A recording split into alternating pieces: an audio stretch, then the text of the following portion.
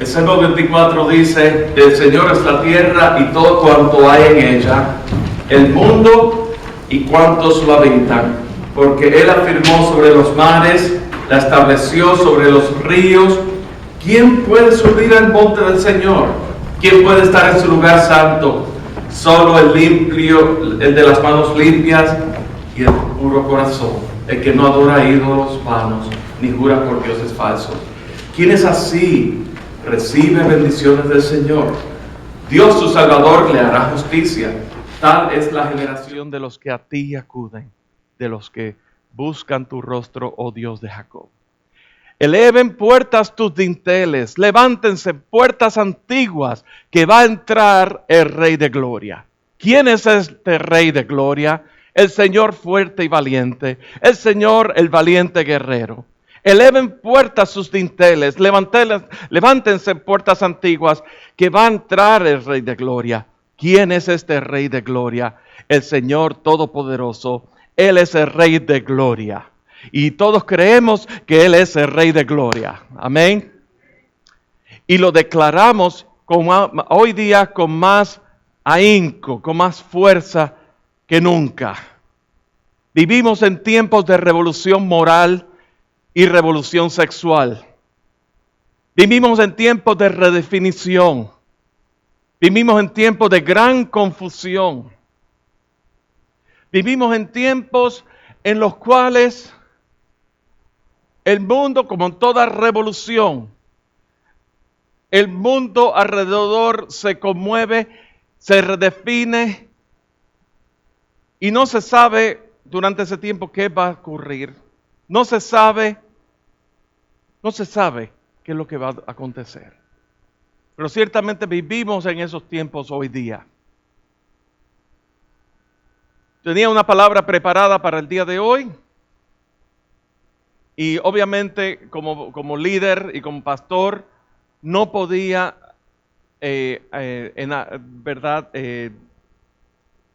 no declarar y no expresar acerca de los acontecimientos del viernes.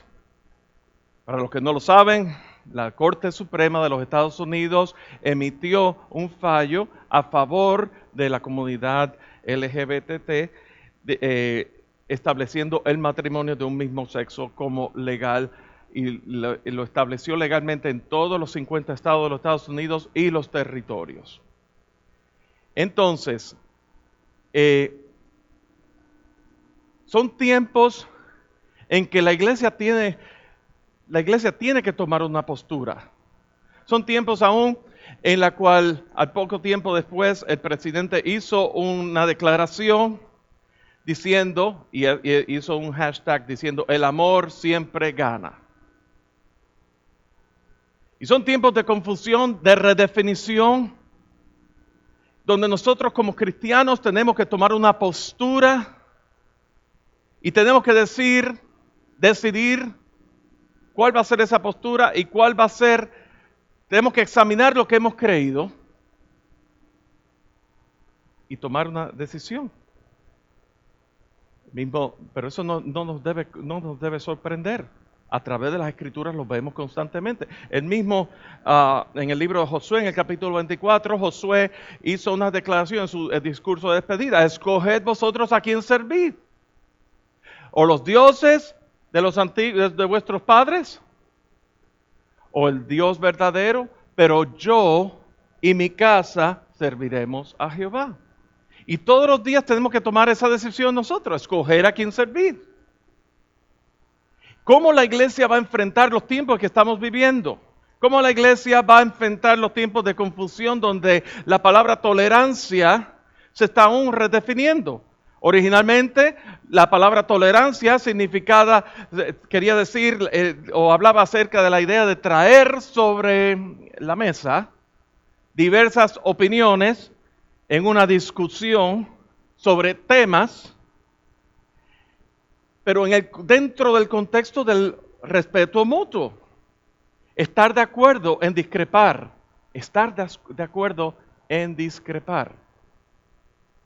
Y yo sé que lo que estamos aquí en el día de hoy, pues muchos de ustedes pues si no todos, estarán de acuerdo con la mayoría de las cosas que yo diga. Y a lo mejor yo diga algo que ustedes no estén de acuerdo. Pero también quiero dirigirme porque esto lo están oyendo más allá. Esto está llegando a través de podcasts y a través de videos.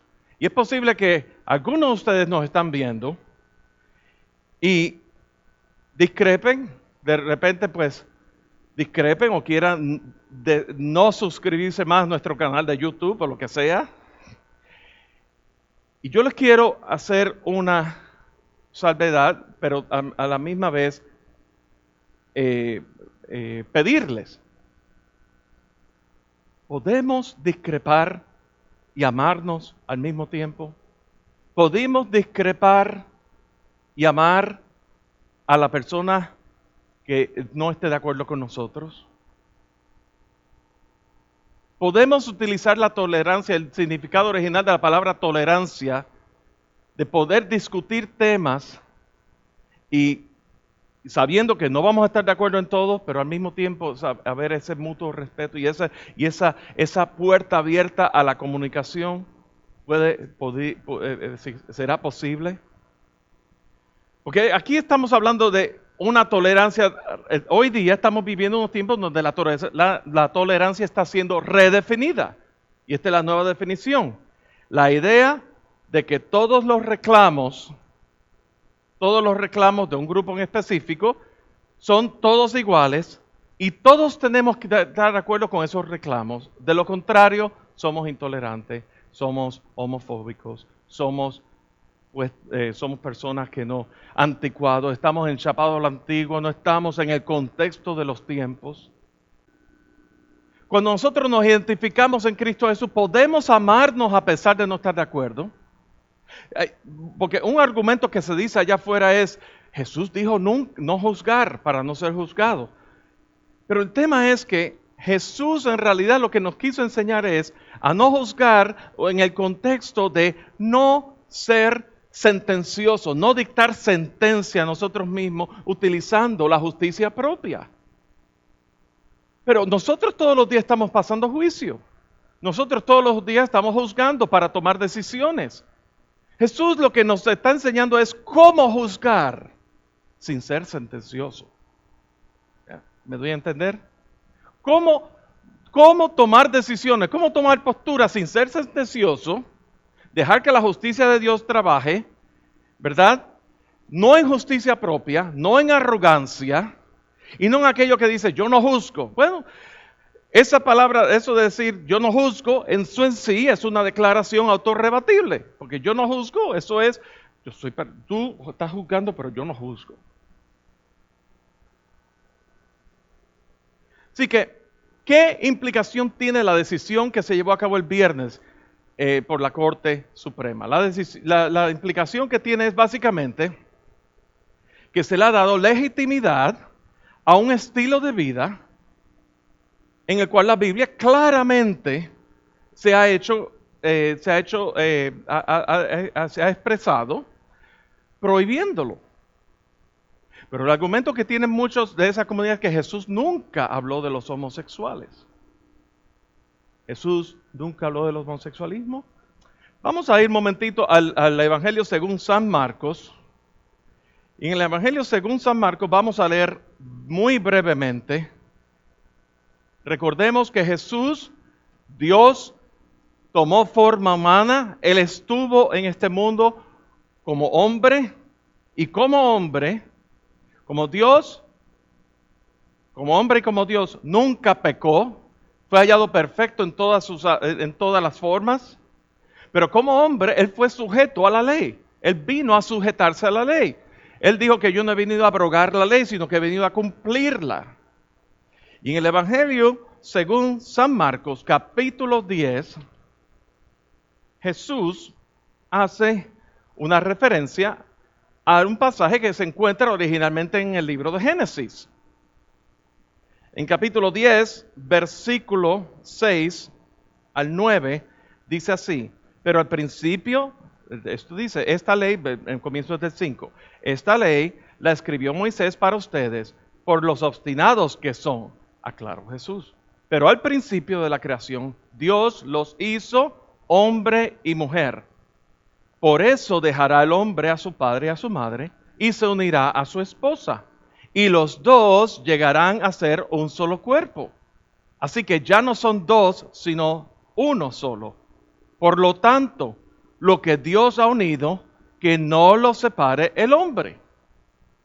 Entonces Jesús claramente está citando, está haciéndose eco de un pasaje del libro de Génesis donde establece la unión entre el hombre y la mujer. Establece también el sexo, que tiene un contexto. El contexto dentro del matrimonio entre un hombre y una mujer. Tenemos que tomar en cuenta como creyentes, mis amados, que este libro que está aquí encierra la palabra inspirada por Dios. La palabra inspirada por Dios, las escrituras dicen que toda escritura ha sido inspirada por Dios. Le ha sido dado aliento de inspiración por Dios a través de profetas, a través de muchos hombres, a través de todos los 66 libros de las Escrituras. Aquí encierra la historia de Dios en el contexto, en su plan redentor para toda la humanidad. En su plan de que Él desea que todos los hombres sean salvos y todos los hombres tengan una relación personal con Él. Y desde el mismo principio, desde el mismo Génesis, las Escrituras muestran una revelación progresiva de cuál es el plan de Dios redentor. El mismo plan que Dios se trazó desde antes de la fundación del mundo, ese plan que Dios, un Dios trino, se propuso, pero que fue ratificado, fue señalado, fue apuntado en la persona de Cristo Jesús, en su forma humana. Fue cumplido a través de su muerte, fue ratificado a través de su resurrección y a través de su ascensión nos ha dado señal para nosotros, para que nosotros andemos en ese, seamos parte. Nosotros en Cristo Jesús somos parte, tenemos la dicha, el privilegio de ser partes de esa revelación progresiva, redentora de Cristo Jesús. Somos la iglesia, el cuerpo de Cristo. De manera que todo eso encierra este libro, la historia de Dios en su soberanía, la historia de Dios. Y no, ¿verdad? No todos creen en este libro. No todos creen en este libro. Y obviamente hay un sistema jurídico y un sistema en este mundo que le da derecho a no creer. ¿Ve? Vamos a tocar eso más adelante. Pero Dios, en Cristo Jesús, Él se ha revelado a todos nosotros y Él desea aún revelarse a un mundo que necesita. Yo veo esto como una oportunidad para el Evangelio. Yo veo esto como una oportunidad para que la iglesia tome su lugar en Cristo Jesús, porque van a venir tiempos muy difíciles.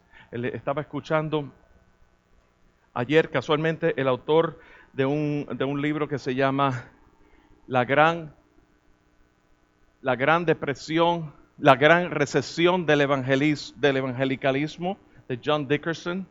Y estaba escuchándolo anoche, y una de las cosas que estaba diciendo es que la iglesia evangélica, la iglesia cristiana, los cristianos en los Estados Unidos, hemos tenido el estigma de que somos una mayoría. Estamos hablando que John Dickerson es un reportero. Primero él fue un reportero del USA Today. Y luego pues él fue al seminario y ahora es pastor de una iglesia en Arizona. Pero vivimos en los Estados Unidos bajo un estigma de que los cristianos, y sobre todo los cristianos evangélicos, sobre todo los cristianos evangélicos que asisten a la iglesia, que son activos, representamos una mayoría. Y realmente la realidad es que no somos tan mayoría como parecemos en números. Eso es una realidad. Hubo una época que sí, pero que a medida que la cultura va cambiando, a medida que la cultura se va amoldando a estos tiempos, eso está cambiando. Y está cambiando y lo vemos aún en el hecho de que de 3 de cada 3 personas que se crían en una iglesia, 2 de ellas abandonan la fe completamente durante los primeros 6 meses de la universidad. Esto es un dato estadístico, según la organización Barna, que ofrecen datos estadísticos acerca de la iglesia.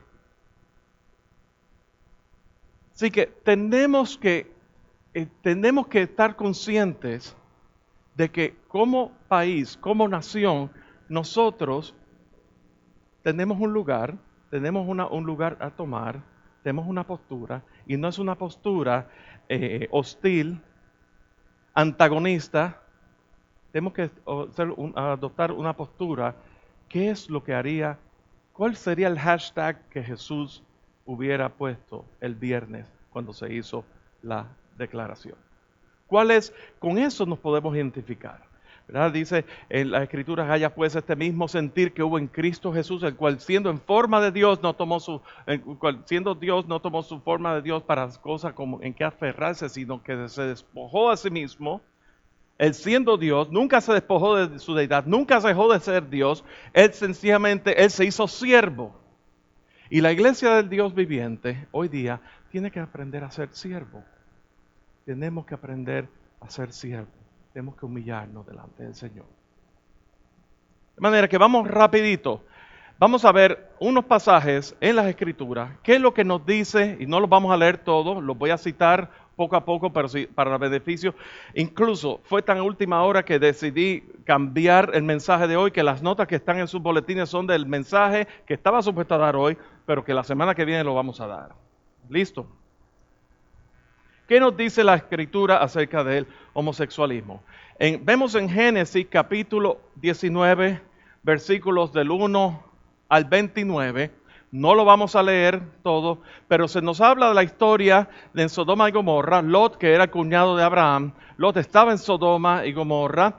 Sodoma es la raíz del nombre de sodomía, ¿verdad? De ahí viene la palabra de sodomizar. Y resulta, vemos el episodio donde habían unos hombres de afuera. Ahí era un caos social, un caos en la cultura. El pecado se había multiplicado en gran manera. Y vemos unos hombres que estaban tocando desaforadamente la puerta de Lot, que querían conocer a los yernos de Lot, a los esposos de las hijas de Lot. Y estaban tocando desaforadamente, y entonces decían, queremos conocerles. Y cuando vemos el original, la palabra conocer, y les recomiendo que tomen nota y lo lean el pasaje más en casa para cuestión de tiempo, la palabra conocer en el hebreo significa yara. Y la palabra yara significa conocer, que significa de por sí, más allá de conocer, mucho gusto, ¿cómo estás? Implica conocer de intimidad, conocer de relaciones sexuales. Dice en Génesis, utilizando esa misma palabra, yara, que Adán conoció a Eva y engendró un hijo, Caín. Vemos cuando el ángel Gabriel se encuentra con María, la Virgen, y María dice, ¿cómo puede ser esto si no he conocido varón? En otra versión dice, soy virgen. La relación de conocer con relación sexual. Bueno, la comunidad homosexual, ¿verdad? Aún dentro de la iglesia utiliza este pasaje para decir, no, si lo que querían eran conocer y ya. Era solamente conocer, hola, ¿cómo estás? Y hacer un tipo de acquaintance, ¿verdad? Hacer amistad y ya, más nada. Pero si yo quisiera en realidad conocer a alguien y hacer amistad con alguien, yo no estoy tocando la puerta desaforadamente, ¡ábreme! Así, para que me abra la puerta y así. ¿Ya? Tiene que ver algo más grande que eso, un deseo mucho más grande de eso, pero lo vemos a través del significado de la palabra yara. Vamos a verlo en la palabra yara, conocer íntimamente. En Judas, en el versículo 7 de Judas, ratifica confirma lo que dice en Génesis. En la epístola de Judas, en el versículo 7 dice, así también Sodoma y Gomorra y las ciudades vecinas son puestas como en escarmiento al sufrir el castigo de un fuego eterno, por haber practicado como aquellos la inmoralidad sexual y vicios contra la naturaleza. Así que en Judas lo vemos confirmando que eso no es lo que decía en Génesis, no era solamente conocer de hola, ¿cómo está? Es mucho más. Consideremos esto. Yo escuché hace un tiempo atrás a un profesor de un seminario bastante liberal en mi país. Lo escuché en la radio, un profesor diciendo, utilizando, en mi país se estaba llevando, como en muchos estados de los Estados Unidos, se estaban llevando a cabo hacía como unos 6 a 8 meses, se estaban llevando a cabo unas marchas. Por un lado del Capitolio estaba la comunidad homosexual, lésbico, gay, sexual, transexual, todo. Por un lado del Capitolio. Y por el otro lado del Capitolio estaba la iglesia mayormente pentecostal protestando en contra de esa marcha. Y eso fue durante esos días. Y en esos días escucho yo la radio de mi país y había un profesor del seminario donde estaba diciendo que este pasaje de Sodoma, sí, que es Puerto Rico, que mi país es Puerto Rico, y que Puerto Rico estaba viviendo los tiempos de Sodoma y Gomorra, pero entonces cambió el contexto totalmente, utilizando, ¿verdad? Es un profesor que postula la teología de la liberación, y estaba diciendo que en Sodoma y Gomorra no habían las condiciones de igualdad con la comunidad lésbico y gay, y por lo tanto se formó una revolución que vemos en las Escrituras, porque ni el gobierno ni los líderes de esa ciudad habían provisto derechos de igualdad con esas personas. Fíjense cómo cambian el contexto.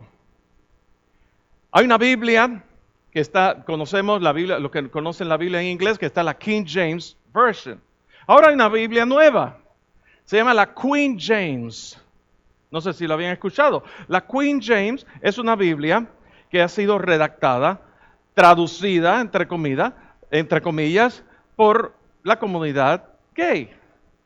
Y lo que han hecho es acomodar pedazos de las Escrituras. Obviamente le han eliminado el siguiente versículo que vamos a ver ahora, Levítico 18:22, que dice, no te acostarás con un hombre como quien se acuesta con una mujer. Eso es abominación. Se lo han eliminado, lo han borrado de esa Biblia. O en Levíticos 20:13. Si alguien se acuesta con otro hombre como quien se acuesta con una mujer, comete acto abominable y los dos serán condenados a muerte, de la cual ellos mismos serán responsables. Y entonces escuchamos, y aquí está la parte que tenemos que entender el contexto, a qué nos estamos refiriendo aquí con las Escrituras. Fíjense, condenados a muerte, un acto abominable. Y eso es lo que dice en la palabra de Dios. Eso es lo que dice un Dios que es todo amoroso. Bueno, tenemos que poner las cosas en su contexto. Tenemos que, cuando leemos el libro de Levíticos y leemos el Pentateuco, pero sobre todo el libro de Levítico que tiene que ver con la ley, hay varios aspectos de la ley. Está la ley civil, está la ley ceremonial, está la ley dietética, que vas a comer y que no. Y está la ley moral. Está la ley civil y está todo reflejado en las Escrituras. Y si vemos el contexto que tiene que ver con la ley civil, la ley ceremonial, la ley dietética, son cosas que tienen que ver con el hacer, llevarlas a cabo en su perfección. Jesús en la cruz del Calvario, Él cumplió toda esa ley, Él la cumplió en su persona y con su sacrificio, Él derogó, por decir así, esas 3 leyes. La ley civil, la ley ceremonial, la ley dietética. En Cristo Jesús fue cumplida en su muerte. ¿Por qué? Porque dice el Salmo que la ley de Jehová es perfecta, que convierte el alma. Ninguno de nosotros somos perfectos, somos faltos. Hemos fallado la marca. Estamos cortos, nos hemos quedado cortos. Pero Cristo Jesús, como dije, siendo todo Dios, tomó forma humana, pero siendo Dios, perfecto, sin pecado, Él era el que pudo cumplir y pagar por el precio el pecado de toda la humanidad. Entonces, en eso, en su muerte, se cumplió toda esa ley, bajo ese antiguo pacto. Pero la ley moral, eso no fue derogado. La ley moral permanece hoy día. He puesto mis leyes en vuestros corazones, en vuestras mentes y en vuestros corazones para que la hagáis por obra.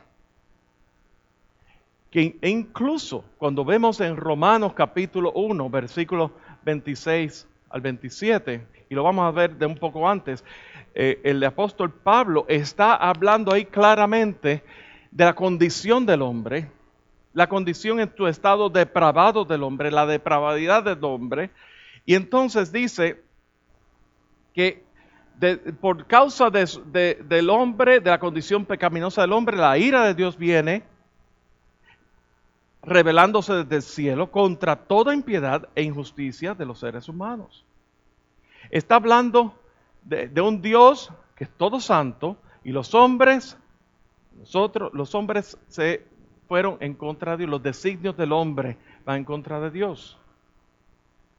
Entonces, vemos aquí en el versículo 21, a pesar de haber conocido a Dios, no lo glorificaron como a Dios, ni le dieron gracias, sino que se extraviaron en sus inútiles razonamientos y se les oscureció su insensato corazón, porque afirmaban ser sabios, aunque afirmaban ser sabios, se volvieron necios y cambiaron la gloria del Dios inmortal por imágenes que eran réplicas de hombre mortal, de las aves, de los cuadrúpedos, de los reptiles.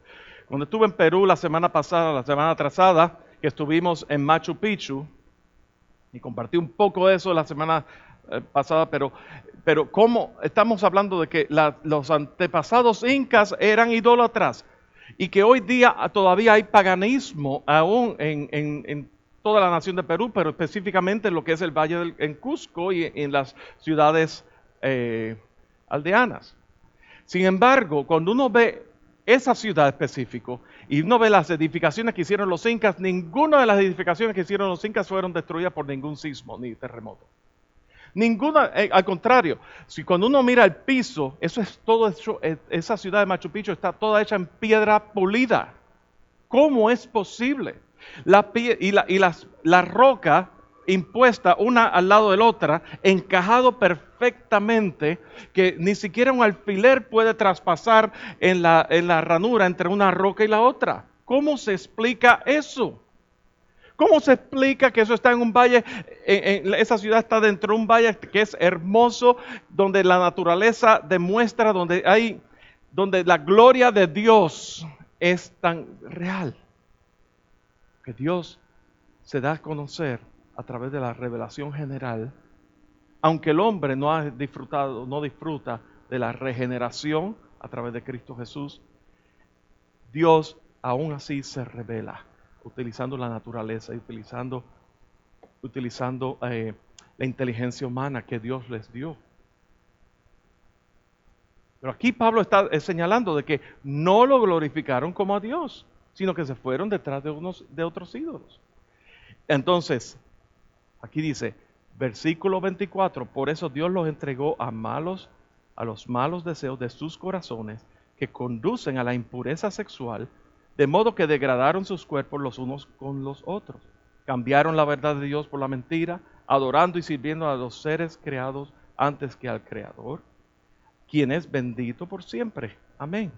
Por tanto, Dios los entregó a pasiones vergonzosas. En efecto, las mujeres cambiaron las relaciones naturales por las que van contra la naturaleza. Asimismo, los hombres dejaron las relaciones naturales con la mujer y se encendieron en pasiones lujuriosas los unos con los otros, hombres con hombres. Cometieron actos indecentes en sí mismos, recibieron el castigo que merecían su perversión. Aún Pablo estaba reconociendo esa propensidad del hombre con hombre, y por primera vez habla de mujeres con mujeres, en contra de su naturaleza. Primera de Corintios 6, 9 al 10. ¿No saben que los malvados no heredarán el reino de Dios? No se dejen engañar, ni los fornicarios, ni los idólatras, ni los adúlteros, ni los sodomitas, ni los pervertidos sexuales, ni los ladrones, ni los avaros, ni los borrachos, ni calumniadores, ni estafadores heredarán el reino de Dios. Ahora bien, vemos gente dentro de la comunidad fundamentalista cristiana y entonces le llama la atención la parte que dice, ni los homosexuales, ni los sodomitas, ni pervertidos, pero no hacen énfasis en los otros pecados. Y aquí está el error. Nosotros muchas veces decimos, Dios ama el pecador, aborrece el pecado, lo decimos en un contexto como si ellos son los pecadores y nosotros no somos pecadores. Dios ama el pecador, pero aborrece el pecado. Lo ponemos de esa manera como en tercera persona. Y aunque es cierto en principio eso, pero nos pone en un sentido de que cuando decimos eso hay como cierto orgullo espiritual de nos creemos superiores, ¿verdad? Pero, ok, yo soy heterosexual, estoy casado con una mujer. ¿Y qué tal si yo tengo pensamientos acerca de otras mujeres? Eso es pensamiento de lujuria. Eso es pecado, tan pecado como el homosexualismo. La avaricia. Eso es pecado como el homosexualismo. Entonces estamos hablando aquí de que para Dios el pecado es todos estamos bajo el pecado. Todos pecaron y todos fueron destituidos de la gloria de Dios. Y como pecadores hemos sido separados. Y el pecado incluye todo esto que hemos mencionado. Primera de Timoteo 1:10. Tengamos en cuenta que la ley no se ha instituido para los justos, sino para los desobedientes y rebeldes, para los impíos y pecadores, para los irreverentes y profanos. La ley es para los que maltratan a sus propios padres, para los asesinos, para los adúlteros, para los homosexuales, para los traficantes de esclavos, los embusteros, los que juran en falso. Estamos hablando de una gama de acciones pecaminosas bajo la cual la ley está. Como decía al principio, estamos viviendo un colapso de la cultura donde se quiere remover la moralidad, se quiere entrar en un estado de lo que es el secularismo, donde no hay estructura, no hay orden. Y durante la historia, cada vez que hay un cambio en la cultura, hay una metamorfosis, hay un cambio. Primero hay un rechazo a lo innovador. Luego hay una actitud pasiva. Bueno, algunos lo están haciendo. Esa es la acción que están haciendo. Bueno, yo no me meto con ellos mientras no se metan conmigo. Y hay pasividad. Luego eso conduce a una aceptación. Estamos aceptando ese comportamiento. Y luego celebramos. Y lo que vimos el viernes, lamentablemente, y con dolor en mi alma, fue una celebración. Pero luego viene la persecución a los que discrepen de esa celebración. ¿Sí? Hoy día la moralidad es relativa. Una de las razones por la cual John Dickerson estaba hablando de que, habla de 6 razones por la cual la iglesia se ha debilitado, hay un estado, está declinando. Y una de ellas es que básicamente la iglesia está dividida. La iglesia está dividida. El cuerpo de Cristo. Cuando digo la iglesia, otra vez la iglesia, el cuerpo redimido por la sangre de Cristo Jesús, estamos divididos. Estamos divididos por diferencias teológicas, estamos divididos por diferencias en operaciones, estamos divididos aún los que hablan en lengua y los que no hablan en lengua. Eso es una gran división. ¿Sí? Hay división. En Efesios capítulo 4, Pablo está implorando que guardemos la unidad dentro de la iglesia. Pero ¿cuál es nuestro lugar como iglesia? ¿Cuál es el lugar nuestro? Aún, ya esta ley se pasó. Esta decisión fue tomada. Para los efectos jurídicos no hay marcha atrás. ¿Cuál es la posición de la iglesia? Primera de Pedro 2:12. Primera de Pedro 2:12.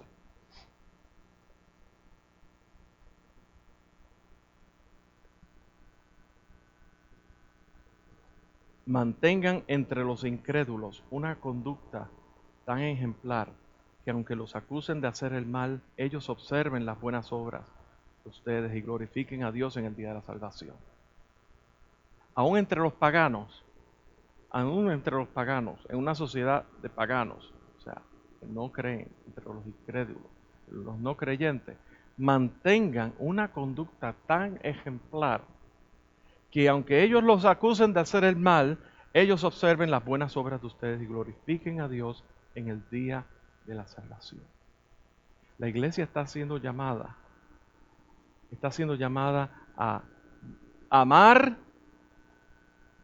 sin ceder.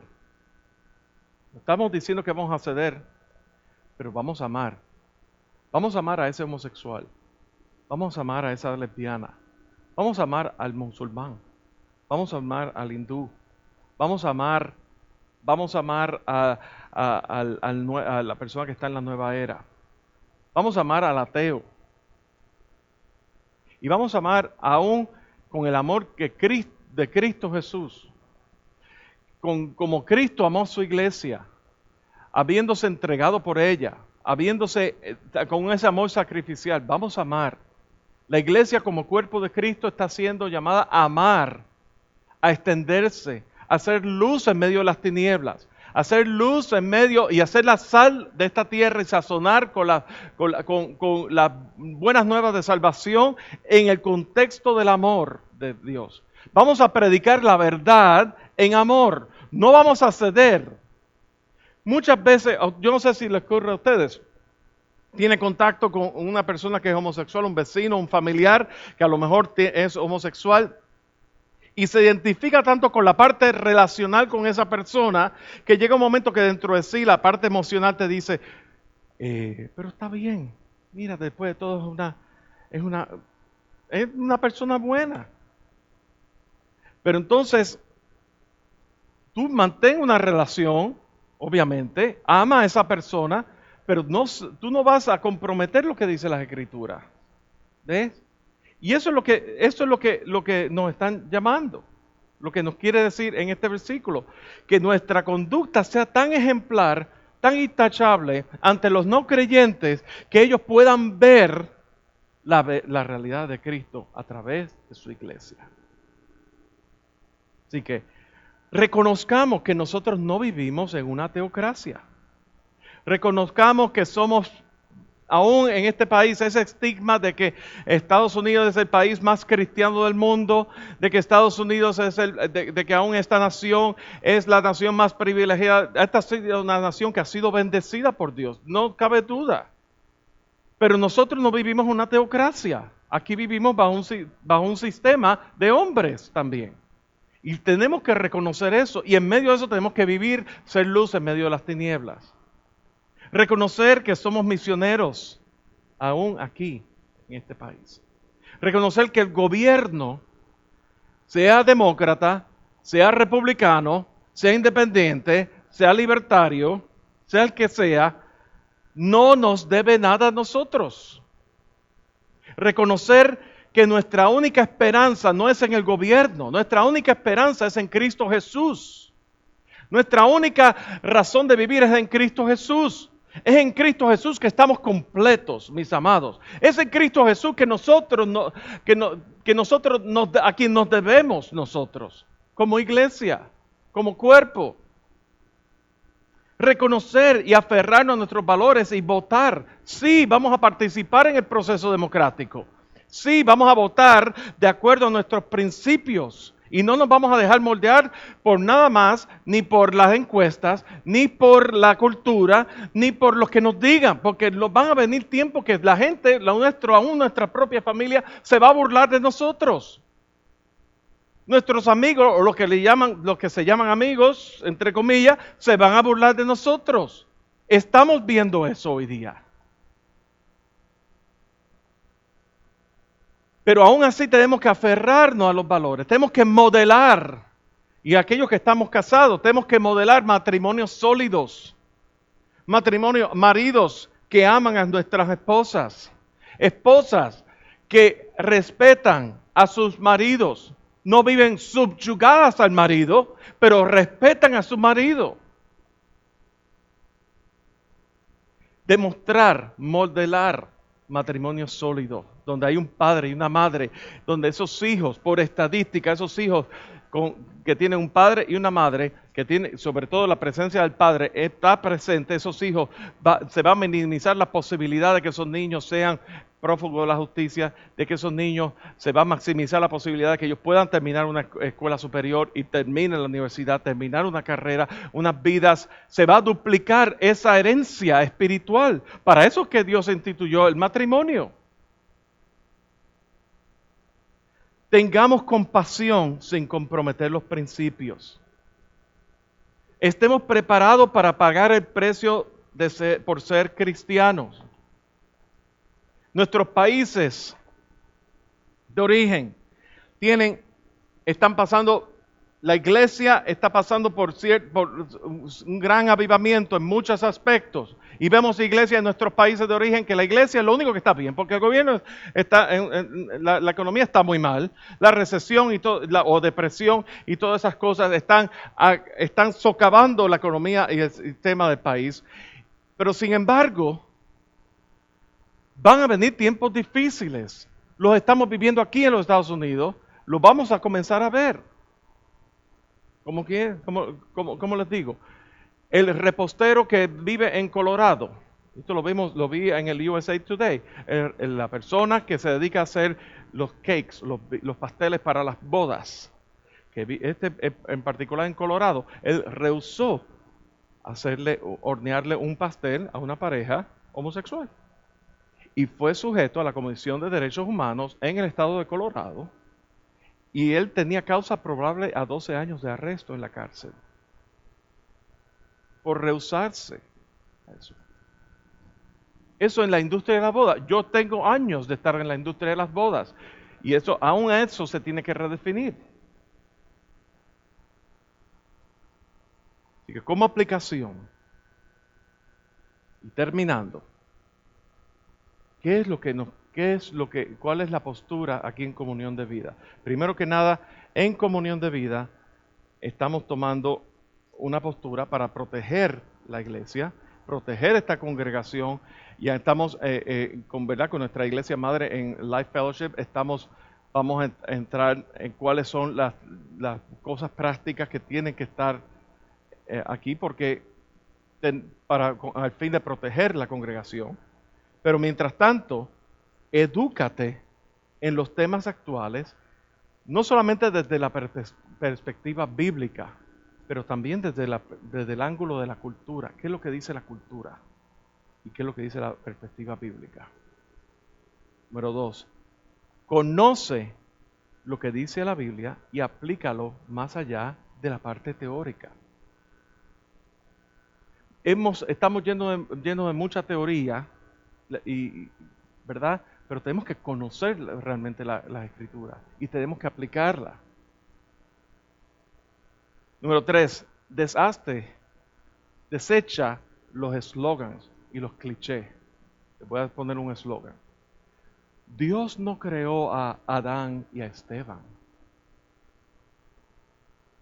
Eso es un cliché.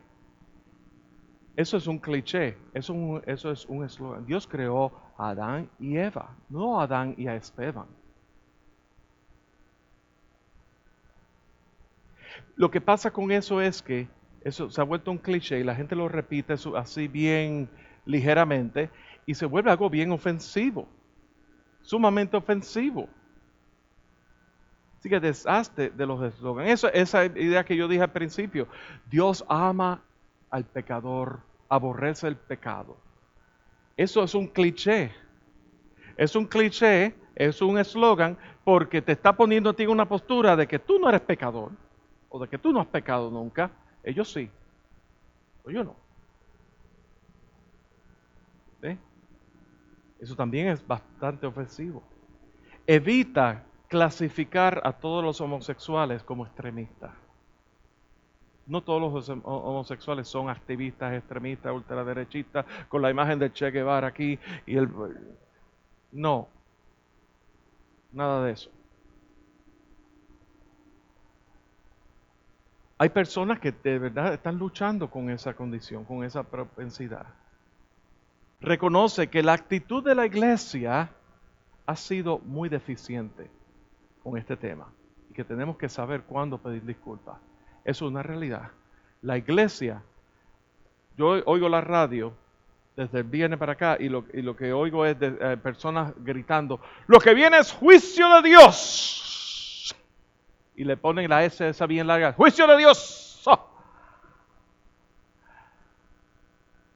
Dile a tu hermano, juicio de Dios, aquí está a tu lado. Y todas esas cosas. Y eso no es una actitud bastante deficiente. Porque hoy son los homosexuales, mañana es otro tipo de pecado y mañana puedo caer yo en otra cosa. ¿Eh? O sea, ninguno está exento. Ninguno. Tenemos que reconocer que la iglesia, la verdad que ahí hemos fallado en cantidad. Porque hemos dado una imagen y la vemos a través, miren, les voy a decir, a través de TVN o enlace, de todas esas cadenas de televisión cristiana que lo que hablan es de la prosperidad y todas esas cosas. Cuando hablan acerca, se meten en la parte de lo que es la política y lo que es el cabildeo, al tal punto que lo que forma es una sociedad hostil y crean una imagen, como están en la televisión y están en satélite y lo ven todo el mundo, crean una imagen hostil de lo que es el evangelio y lo que es la gracia de Dios. La gracia de Dios que es en medio de nuestro pecado, Dios se extiende a nosotros en gracia. O sea, cuando hablo acerca de lo que dice la Escritura, es porque no podemos comprometer esa realidad. Eso es una realidad.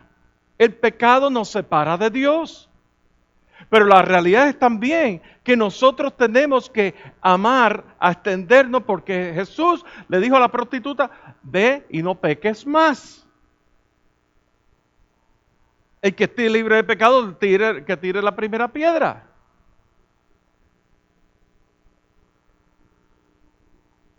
Por último, acepta la idea de que no tienes que estar de acuerdo para poder amar. No tienes que estar de acuerdo con el homosexual para amarlo. Tenemos que amar. Como iglesia, nosotros estas puertas tienen que estar abiertas. Tienen que estar abiertas para el homosexual. Y tienen que estar abiertas para el homosexual en la verdad, sin comprometer lo que dice la Escritura, pero que ellos sientan el amor de Cristo Jesús a través de su cuerpo, que fluye a través de nosotros. Y que ellos puedan ver, dice en Romanos capítulo 4, versículo 2, que la benignidad de Dios conlleva el arrepentimiento. Esa benignidad de Dios, ese favor inmerecido, esa gracia de Dios nos lleva al arrepentimiento. Yo no puedo imponer arrepentimiento a una persona que no se siente arrepentida. Yo no puedo imponer arrepentimiento aún más allá a nadie. Literalmente, yo puedo estar compartiéndoles esta palabra a ustedes y puede que algunos de ustedes no estén de acuerdo con lo que yo estoy diciendo. Y está bien. Está bien. Yo no me puedo imponer a ninguno de ustedes. Porque el que convence es el Espíritu Santo, no soy yo. Yo inútil soy. Siervo inútil soy. Y cuando yo traigo esta palabra, que es una palabra que es muy pertinente a nuestros tiempos y que no podíamos ignorar lo que estamos viviendo. Lo hago con temor y temblor, sabiendo de que el homosexualismo sí es un pecado, pero hay muchos otros pecados de los cuales José Bas puede ser sujeto. de lo cual José Vaz no está exento. ¿Ve? Y que yo tengo que estar de acuerdo con el Señor, en temor y temblor del Señor, porque, como dice en una de las epístolas de Pedro, sea pues firme el llamado y la vocación, porque haciendo estas cosas no caeréis jamás. Sea pues firme el llamado, el llamamiento. El que cree estar firme, mire que no caiga. Así que es con temor y temblor que yo expongo lo que la palabra dice, pero reconociendo también, aún de las personas que nos están oyendo, ustedes y los que nos están viendo, que no vamos a estar de acuerdo. Y yo quiero implorarles una vez más, ¿podemos estar de acuerdo de que no vamos a estar de acuerdo? Can we agree to disagree? ¿Podemos estar de acuerdo que vamos a discrepar, pero que estamos bajo la cruz, bajo la sangre de Cristo Jesús, y que es la única que nos puede? No importa la decisión jurídica que se haya tomado de la Corte Suprema. Eso no va a cambiar varias cosas. Primero, no va a cambiar el hecho de que la manera, el amor, el significado del amor. No va a cambiar el hecho de que hace 2000 años Dios mostró su amor por cada uno de nosotros, enviando a su Hijo unigénito y muriendo en la cruz del Calvario, y siendo en la cruz del Calvario derramando su sangre preciosa, porque de tal manera amó Dios al mundo, que envió a su Hijo unigénito, para que todo aquel que en Él cree no se pierda, mas tenga vida eterna. Eso no va a cambiar. Eso no va a cambiar con una decisión de la Corte Suprema. No va a cambiar tampoco la verdad escritural, ni la verdad de que Dios estableció el matrimonio entre un hombre y una mujer. No va a cambiar. No va a cambiar el hecho de que la iglesia va a ser perseguida, aún por los tiempos. No va a cambiar porque está escrito en las Escrituras. No nos debe sorprender. Tenemos que estar prestos. Tenemos que ser sabios también. No va a cambiar el hecho de que nuestra vida en Cristo Jesús está escondida en Cristo Jesús. Y no hay nada ni nadie que nos pueda separar del amor de Cristo Jesús. No va a cambiar. En Cristo Jesús estamos escondidos en la hendidura de la peña. Y es Cristo Jesús nuestra provisión. En Él estamos completos, en Él estamos seguros. Si nos ponemos de pie y reconocemos el señorío de Cristo Jesús. Padre, en el nombre de Cristo Jesús, nombre que es sobre todo nombre, nombre ante el cual todo se ha de postrar, toda rodilla se ha de postrar y toda lengua ha de confesar que Jesucristo es el Señor. Jesucristo es el mismo ayer, hoy y siempre. Y Jesús, Él no cambia. Estamos tan agradecidos por el privilegio que nos da de ser esa nación santa que hemos sido alcanzados a misericordia.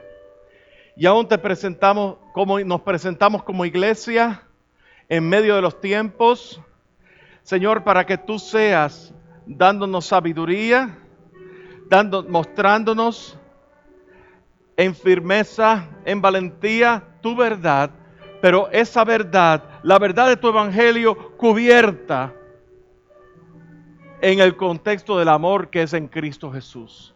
Ese amor que perdona, ese amor que restaura, ese amor que restituye, ese amor tuyo que nos ha reconciliado contigo a través de Cristo Jesús.